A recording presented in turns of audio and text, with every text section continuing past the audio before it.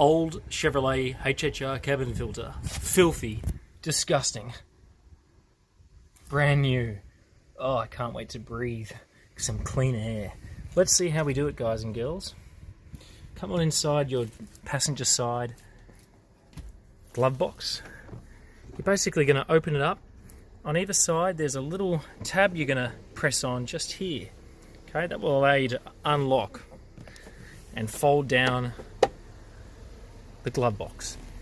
Next step, okay, just inside here, 3 tabs, unlock each tab, pull that down, and simply pull the old filter out and put your new filter in.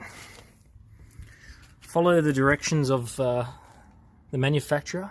Your airflow symbol will be placed downwards like so, and please refer to the image as you can see just now.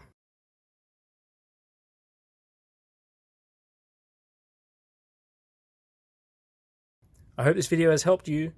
All the best.